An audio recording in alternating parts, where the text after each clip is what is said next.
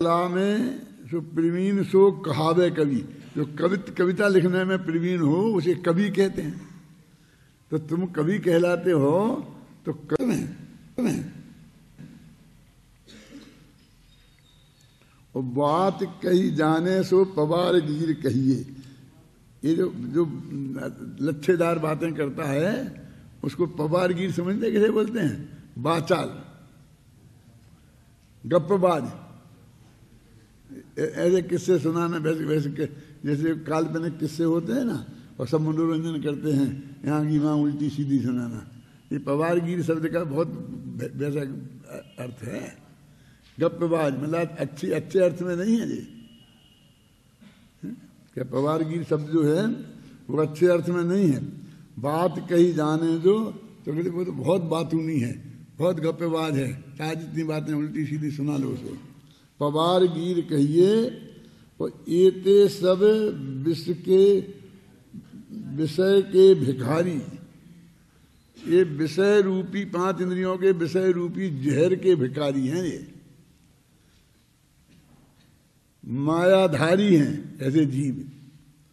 इनको विलोक के दयाल रूप रहिए। अब क्या कहते हैं कि ऐसे लोगों से क्या करना चाहिए? हमें तो बहुत गुस्सा आता है, हमारा बस चले तो हम उनको पीट दे दें। अभी पता चल गया ना, क्यों आसाराम का, नारायण स्वामी का, अब आ जाओ बाजार में भेज दो। कितनी पिटाई होती है, कितनी होती है, हैं? अस्पताल में ही जाने की जरूरत नहीं पड़ेगी। अब समझ नहीं ना? तो इसका मतलब जनता तो कैसी होती है बोलिए। अब जनता से कहते हैं कि ऐसे लोगों से तुम्हारा कैसा व्यवहार होना चाहिए? खूब गुस्सा आना चाहिए ना।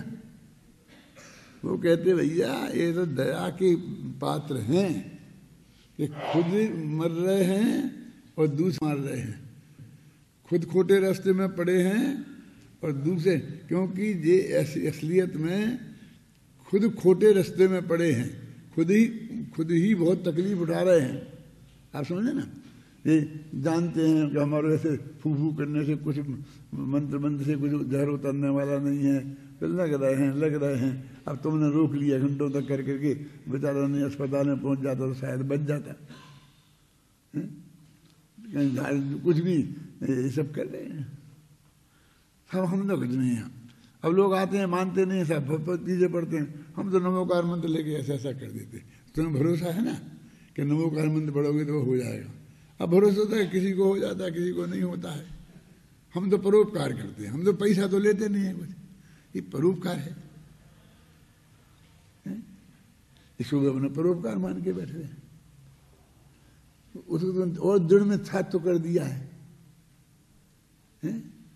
कैसे? फिर आप बताओ, फिर दवाई से भी तो ऐसा ही होता है कि किसी को लगती है और किसी को नहीं लगती है, तो फिर वे भी ठग होंगे।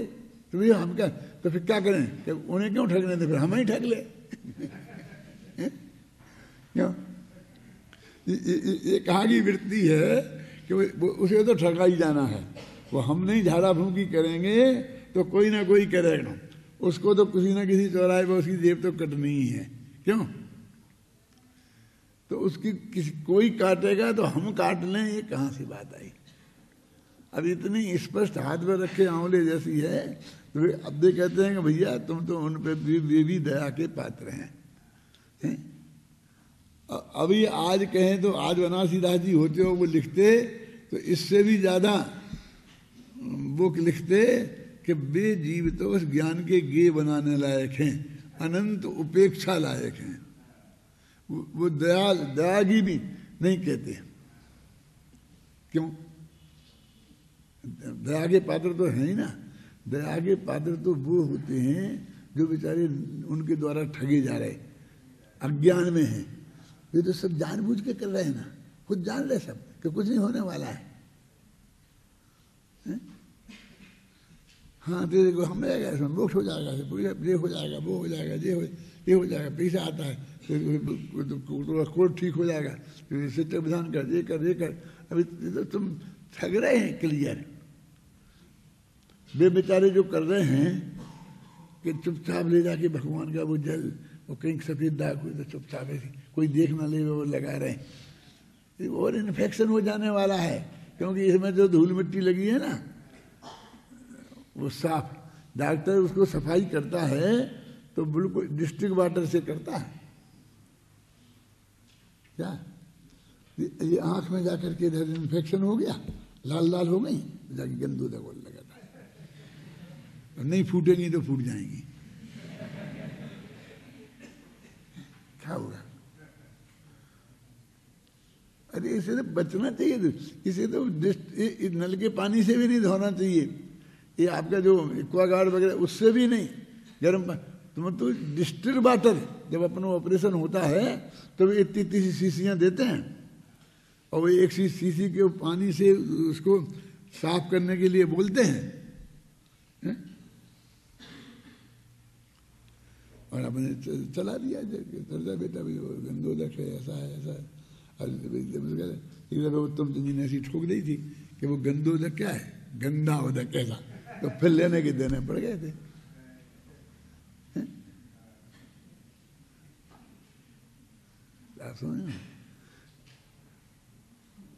वो भगवान का शरीर सुगंधित है ना, तो उसको वो गंध उसमें आ जाएगी, मतलब उनका, लेकिन भगवान को तो अभिषेक क्या होता है? अब भगवान का तो अभिषेक होता नहीं।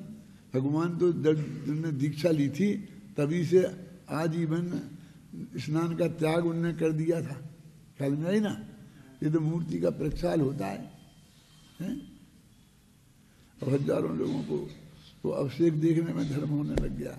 अभी बस वो कुछ भी ऐसी प्रतिज्ञा ले लेते हैं कि बस चाहे मर जाए लेकिन वो तो देखेंगे ही, आएंगे करेंगे ये करेंगे, सुबह 5 बजे उठ के आएंगे, धूप में सर्दी में बुखार में आएंगे, देखेंगे लेंगे, यहाँ से मंदिर से घर ले जाएंगे, मेरी पत्नी नहीं आ पाती है तो मैं जाकर के उसको थोड़ा डाल दूंगा।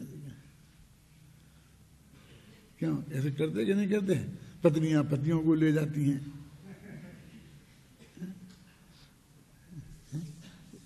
क्यों? जब साथी हैं तो एक दूसरे को डुबाएंगे नहीं तो क्या करेंगे?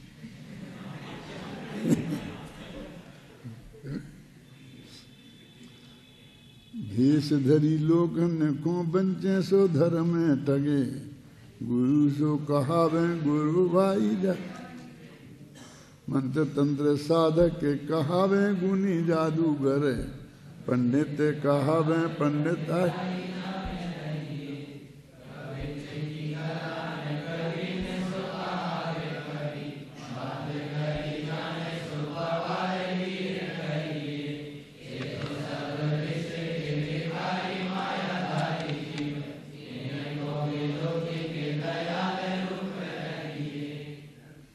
इस तरह से ये छंद समाप्त हुए। अब 408 से 411 गाथा है ना अभी समय, तो ये पढ़ो पढ़ो।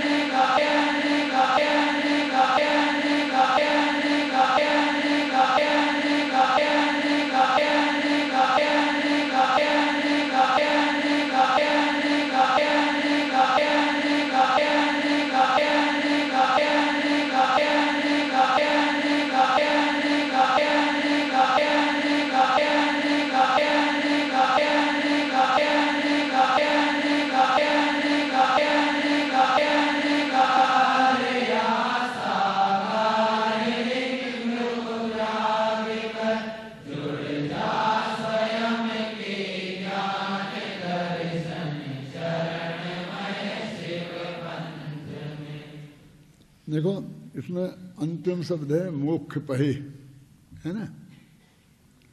जुंज, मोक्ष के पथ में अपने को लगा दो। वो कैसा है मोक्ष पथ? दर्शनान चरित्रे, कि दर्शन ज्ञान चारित्रमय है। देखो संबंध ज्ञान चारित्राणी मोक्ष मार्ग का तत्वासूत्र का जो पहला सूत्र है ना, वो तो सूत्र जी का है, वो तो सूत्र जी में कहा है। अभी यहाँ अंत में कह रहे थे, अंत में ही आ गया ना। इसके बाद में बिल्कुल इसी से जुड़ता हुआ जो 12वीं गाथा आएगी ना, तो पढ़ो, उसमें लिखा है ना, पढ़ो पढ़ो, है ना, पढ़ो पढ़ो, है ना, पढ़ो पढ़ो, है ना, पढ़ो पढ़ो, है ना, पढ़ो पढ़ो।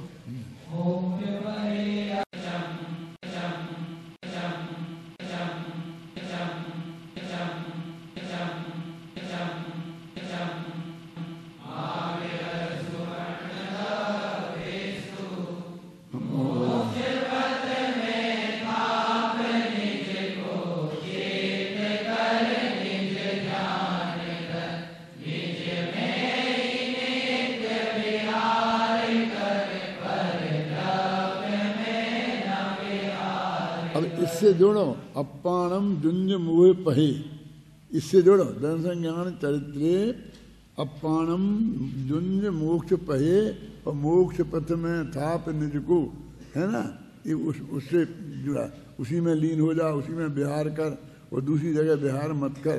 ये बराबर उसी से जुड़ा हुआ है। कहते हैं कि बहुत से लोग मुनि लिंग को और अनेक प्रकार के गृहस्थ की लिंग, अब अनेक प्रकार के माने क्या, अपन जैन दर्शन में तो 2 ही कहे बताए थे, क्षुल्लक और रहीलक, और फिर तो बहुत ही बना लिए सबने ही। और अपन दिगंबरों की बात करें ना, शुद्ध तेरा पंथी अपनाने वाले जो को सबसे सर्वश्रेष्ठ परम पवित्र मानते हैं, तो इनने भी वहां तक ना तो मुनि लिंग धारण कर सकते और न अहिलक और क्षुल्लक का धारण कर सकते, क्योंकि उसमें सब घर छोड़ना पड़ता है, और फिर अपने हाथ अपनी रोटी की व्यवस्था नहीं कर सकते हैं। फिर वो जाएंगे पड़गाएंगे, कोई ले जाएगा तो ले जाएगा, मिलेगा तो खा लेंगे, नहीं खाएंगे तो नहीं खाएंगे। तो वे कहते हैं इसे तो और बुरे हो गए। वो जो होते हैं ना 10वीं प्रतिमाधारी भी होते हैं, वो क्षुल्लक, कि जिनको पड़गाने की बात नहीं होती है। वो कहते क्यों कि वे तो मुनिराज तो उठ के जा सकते हैं, और हर एक के घर पे जाएंगे तो शर्मा शर्मी एक नहीं, दूसरे तीसरे नहीं, आज नहीं तो कल लोग बनाएंगे ही खिलाएंगे, वे जा सकते हैं। और जो नीचे वाले हैं ये बना के खा सकते हैं, और हम तो ना इसमें रहे ना उसमें रहे। यदि इसके जरा थोड़ी सी शुद्ध हिंदी में कहूँ तो वे मांग सकते हैं किसी विधि से, घबराना नहीं। हालांकि लोग झगड़ पड़ते इस पे, जबकि शास्त्र में तो उसका नाम भिक्षावृत्ति ही लिखा है। भैक्ष शुद्धि भिक्षावृत्ति ही कहते हैं ना, तभी कह दो तो झगड़ा हो जाता है? तो वो एक तरीके से डायरेक्ट इनडायरेक्ट या इशारे से एक वो मांगने क्या हो गया ना, ऐसा करके ऐसा करके जाते हैं ना, तो इस बात का प्रतीक है कि हम भोजन चाहते हैं। हम ये बता ही रहे ना, अरे भाई हम जाएंगे तो हम तो कुछ बोलेंगे, अब मांगना होगा तो क्यों, लेकिन अभी तो निरंतर ही बोल रहे क्या, तो समझना है ना। ऐसा नहीं समझना कि ये बोल नहीं रहे, ये निरंतर बोल रहे ना। और वो कहते जो नीचे हैं वो बना के खा सकते, नहीं आएंगे तो। अब ये आएगी ब्रह्मचारी लोग अपने बादाम क्या ना, मुनक्का ये रख लेते हैं कि नहीं हुआ तो फिर उससे काम चला लेते हैं, कुछ ना कुछ कर लेते हैं ना, कर करा करके। अब वो कहते हैं कि ना तो ये उसमें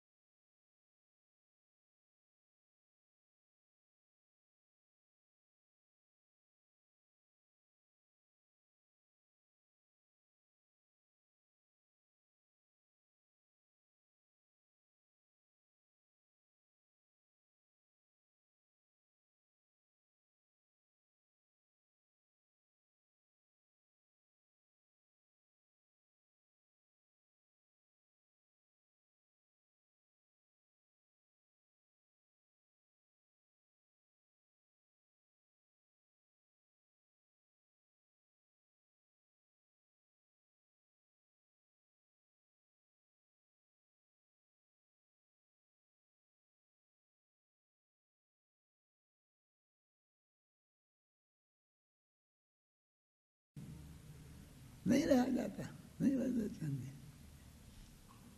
क्या क्या अब बहुत लोग तो समझ गए, बड़े दादा शांति जी सब समझ गए, तो नाम बताने से क्या कहें, फिर सुनेंगे कहीं तो मेरे से लड़ने और आ जाएंगे। ये समस्या है। ब्रह्मचारी बहने हैं उनकी सुना दें थोड़ी कि सब आर्यकाओं की धोती धो, इससे आर्यका बन जाओ ना तो दूसरे भी हमारी धोएंगे, क्योंकि उनको अंतर कुछ दिखता ही नहीं कि हम जो हैं कि क्या है, जैसे एक टाइम पे भी खाते हैं, जैसे एक टाइम हम खाते हैं और बस खत्म, वैसे दिन भर जैसी वो रहती है जैसे हम रहते हैं, उन्हें वो अंतर ही नहीं दिखता है। मेरा मन में ग्रहण कर ग्रहण कर ग्रहण कर ग्रहण कर ग्रहण कर ग्रहण कर ग्रहण कर ग्रहण कर ग्रहण कर ग्रहण कर ग्रहण कर ग्रहण कर ग्रहण कर ग्रहण कर ग्रहण कर मुनि लिंग या गृह लिंग विविध प्रकार के। अब ये हो गए कि चदरा उड़ने लग गए, अपने यहाँ तो है ही नहीं कोई नियम। फिर तो आप धोती कुर्ता जो भी पहन सकते हैं, टोडामणि ने लिखा जामा पहन सकते हैं, जामा माने पजामा। उस जमाने में पजामा चलता था ऐसा, और वो ऐसी वो पहनते थे, कोट पहनते थे ऐसे लगा करके, हाँ वहाँ लगा करके पहनते थे, और राज दरबार में वो पहन के जाते थे सब मिनिस्टर लोग, तो उसे जामा बोलते थे। तो वो जामा भी पहन सकते हैं। अभी क्यों इस तरह की भेष बदलना है? एक बहुत बड़े ब्रह्मचारी थे, उनका स्वर्गवास हो गया है, बिल्कुल सही घटना है, बहुत प्रतिष्ठित नाम है इसलिए नाम नहीं ले सकता मैं।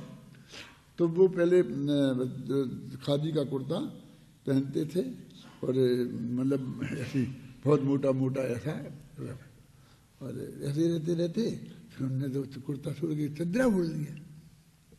तो मैं और बाबू भाई थे, तो क्या हो गया, हमने बहुत अकेले में प्रेम से तुम्हारा बढ़ा ली क्या, तुम्हारा बढ़ा ली क्या, तुम्हारा बढ़ा ली क्या, तुम्हारा बढ़ा ली क्या, तुम्हारा बढ़ा ली क्या, तुम्हारा बढ़ा ली क्या, तुम्हारा बढ़ा ली क्या, बढ़ा ली क्या, मान जो भी प्रतिमा थी आपकी, उनसे कुछ काय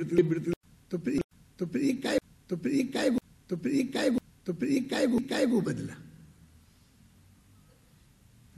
ये काय को बदला। ऐसे हमारे संबंध थे बहुत प्रेम के।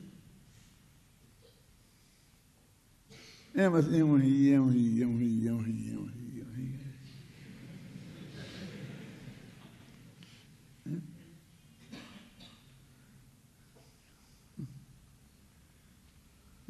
इसका अर्थ कर रहा हूं मैं भैया। कौन सा काय का? ग्रहण कर मुनि लिंग आगृही,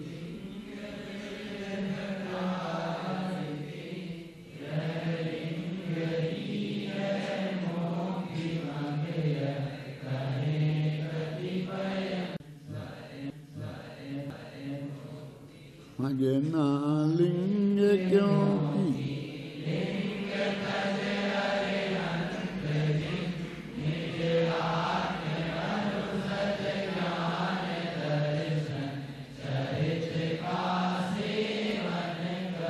बहुत खतरनाक गाथा है। सुनो क्या लिखा है ना, संस्कृत में भी लिखा है। कहते हैं लिंगम मुयित्तु, लिखा क्या नहीं? अरहंत भगवान लिंग को छोड़कर रत्नत्रय को धारण करते हैं। अब भी क्या छोड़ी, लिंग में से क्या छोड़ी अरहंत भगवान ने?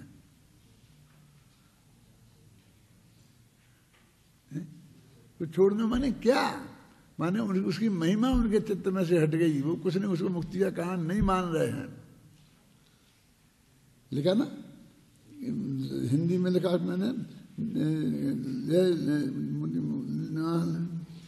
क्योंकि लिंग तज अरहंत जिन, ये लिखा ना यहाँ। तो मैंने संस्कृत में देखा बहुत अच्छी तरह से, तो उसमें भी लिखा है लिंगम जय देह निम्बना अरिया लिंगम मुयत्तु।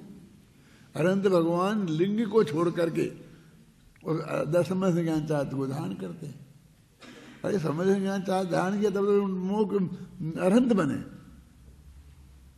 लेकिन वो अरहंत जिनकी साक्षी दे रहे हैं कि वे भी, उनको तो कुछ कमी नहीं है ना, पूरा उत्कृष्ट, तो वे भी रत्नत्रय को मुक्ति का कारण मानते हैं, उस लिंग को मुक्ति का कारण नहीं मानते हैं।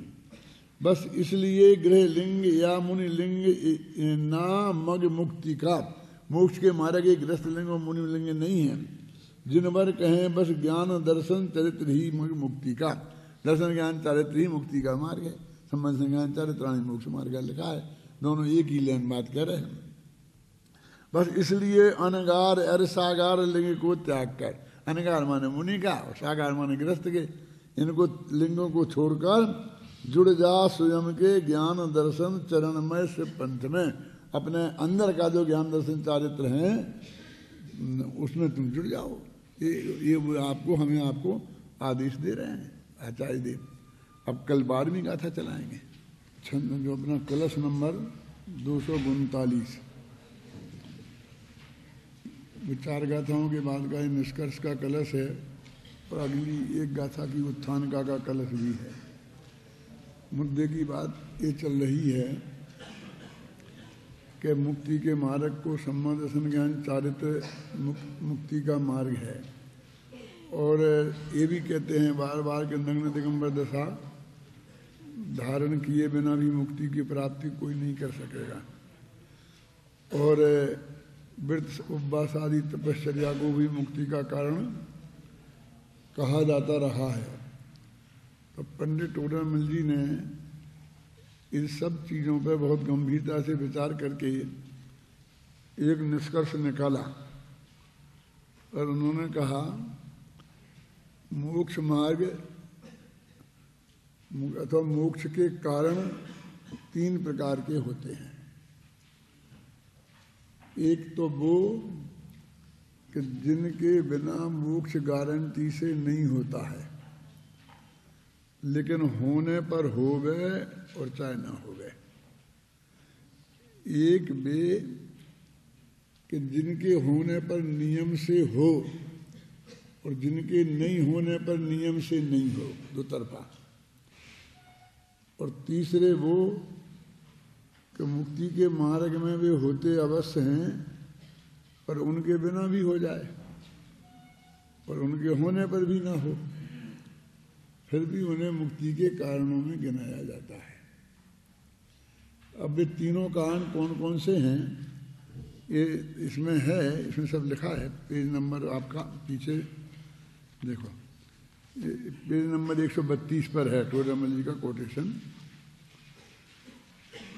लेकिन जैसे वो कहते हैं कि मुनि लिंग नग्न दिगंबर दशा धारण किए बिना किसी को ना आज तक मोक्ष हुआ है ना कभी होगा, लेकिन मुनि लिंग धारण कर लेंगे तो मोक्ष हो ही जाएगा, इसकी कोई गारंटी नहीं। ये तो ऐसा कारण है। और व्रत उपवास ऐसे कारण हैं कि इनके बिना भी हो जाए, जैसे भरत चक्रवर्ती को हो गया, और इनके होने पर भी ना हो गए। 6 महीने तक कठोर तपश्चर्या की, उपवास किया ऋषभदेव ने, और उन्हें नहीं हुआ। जब तक नहीं हुआ जब तक नहीं हुआ। और सम्मा दर्शन ज्ञान चारित्र एक ऐसा कारण है कि जिनके होने पर गारंटी से होता है और जिनके होने पर नियम से नहीं होता है। इसलिए असली मोक्ष मार्ग तो सम्मा दर्शन ज्ञान चारित्राणी चारित्र ही रहा। ख्याल में ना, कितनी ही चर्चा बीच में की हो और कितने ही व्रत उपवास आदि के भी गीत गाए हों, कितना ही नग्न दिगंबर दशा के भी गीत गाए हों, ख्याल में ना, लेकिन अंततः निष्कर्ष ये है कि सम्मा दर्शन ज्ञान चारित्राणी मोक्ष मार्ग। यानी बात तो जब व्यवहार की तरफ बढ़ते हैं तो बढ़ते बढ़ते यहाँ तक बढ़ जाते हैं कि फिर हम यही कहने लगते हैं, पिछी कमंडल वाली तुमको लाखों परिणाम। बस हमको तो हाथ में पिछी कमंडल देखा तो हमारा बस खत्म हो गया काम, बस हो गया। हम तो ये पहचान करते हैं उनकी। अब उनका रत्नत्रय की बात है ना। मालूम आपस में जब मिलते हैं तो ये कहते हैं आपका रत्नत्रय तो कुशल है कि नहीं। मालूम व्यवहार भी ऐसा होता है, ये नहीं पूछते कि तुम्हारा पिछी कमंडल ठीक है कि नहीं है। लेकिन हम तो भैया हमने पीछे कमंडल देखा और हम तो समर्पित हैं। अरे हो चाहे तुम समर्पित हो चाहे नहीं हो, लेकिन ये सवाल ये है कि अपने मोक्ष मार्ग पर विचार कर रहे हैं तो वो वास्तव में मुक्त मार्ग क्या है। अब अपना पंडित हो तो आप पंडित बन गए, हम बन गए, आप बन गए, तो इसमें भी ऐसी तीन चीजें हैं। एक तो जो असली ज्ञान जिसको आपने गहरा अध्ययन करके जिनागम का अर्जित किया है, तर्क व युक्ति से जिसको किया है, अनुभव से आपने उसको समझा है और उसकी आप में के हृदय में उसके प्रति अगाध श्रद्धा है।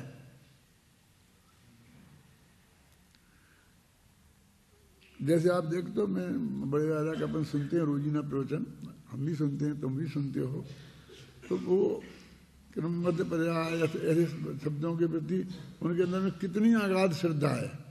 उस प्रस्तुतिकरण में तो कमजोर हो, ज़्यादा अच्छा हो, बुरा हो, लेकिन श्रद्धा है ना, तो कम से कम ये तो चाहिए ही चाहिए ना।